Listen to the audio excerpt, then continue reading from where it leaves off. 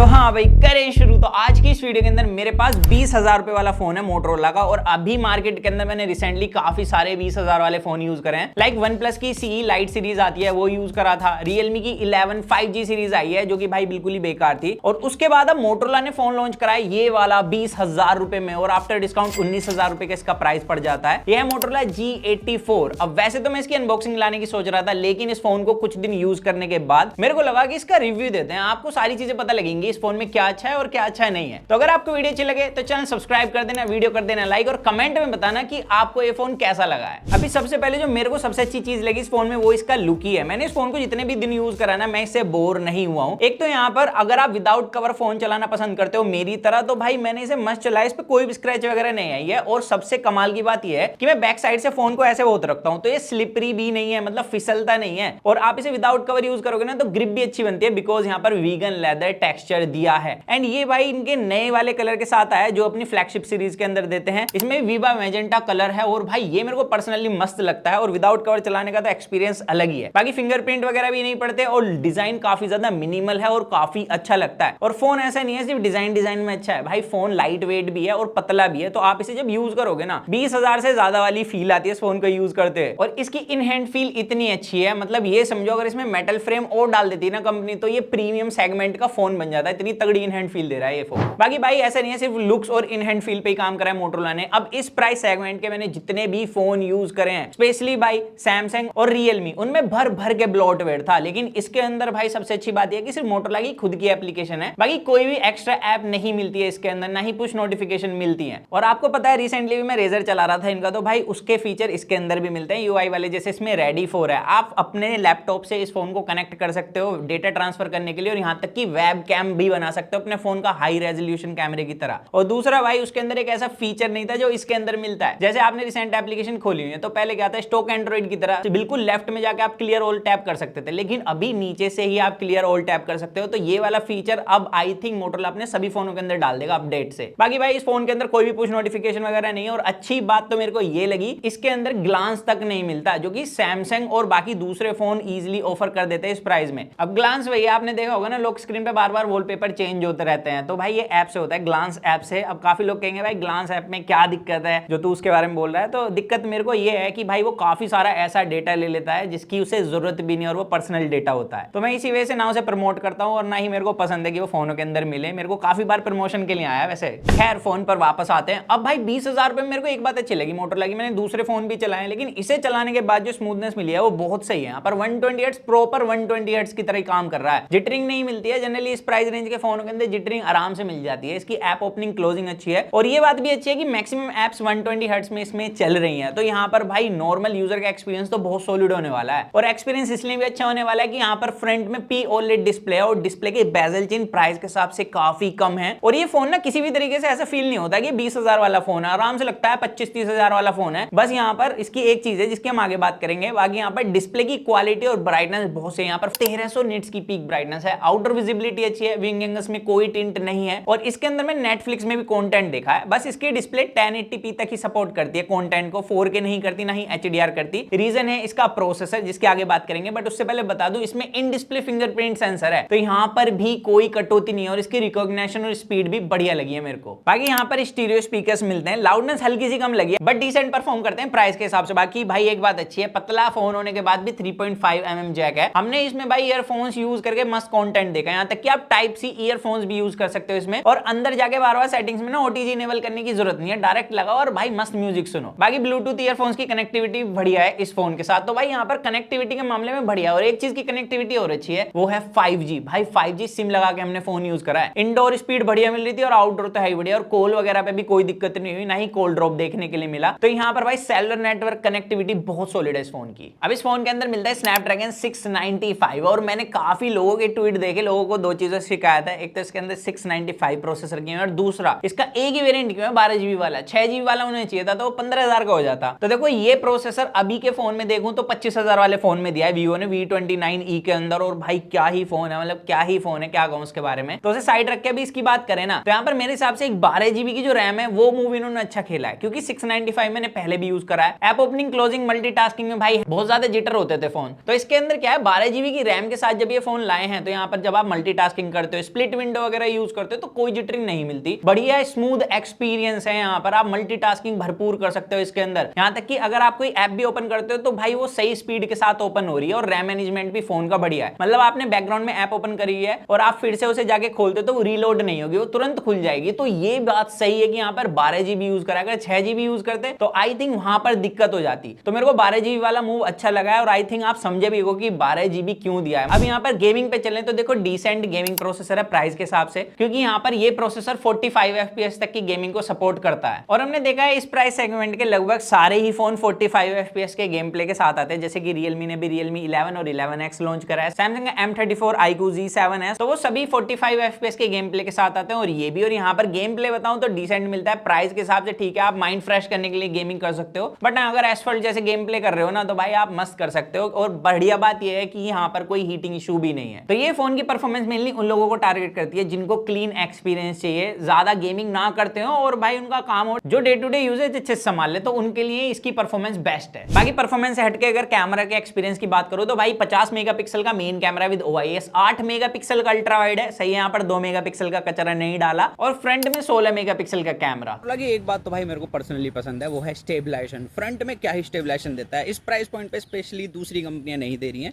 और यहाँ पर डेप्थ भी काफ़ी अच्छी आ रही है वीडियो के अंदर, और लाइट कंट्रोल भी ठीक है भाई प्राइस के हिसाब से, मैं इसको जज नहीं कर सकता।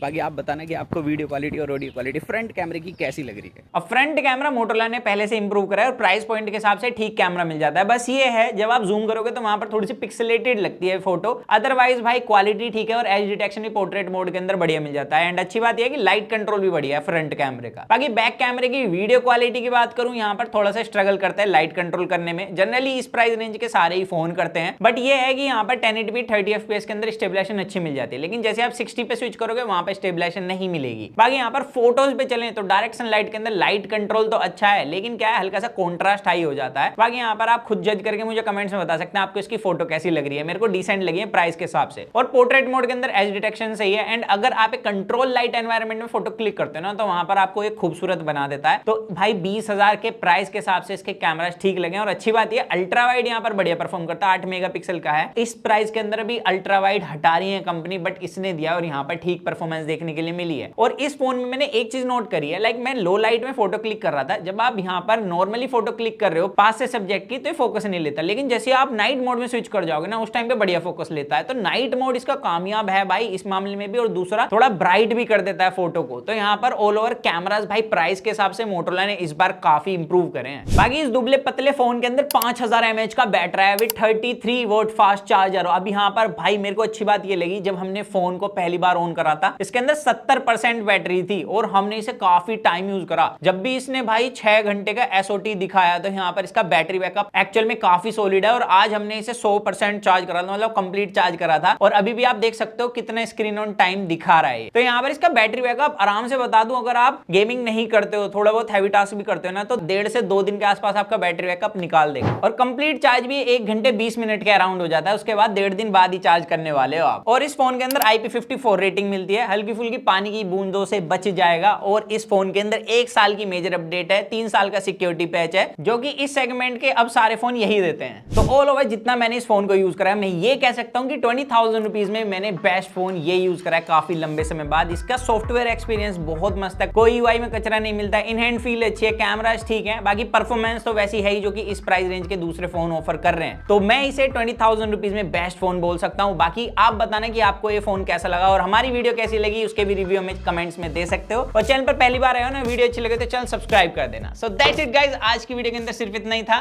तो मेरा नाम है पीयूष, तो मिलते जल्दी कूल और एक्साइटिंग वीडियो में। तो जब तक के लिए जो मन में आएगा इसको करें, do what your heart feels, do what your heart feels, stay tuned with the HFV and Pox guys।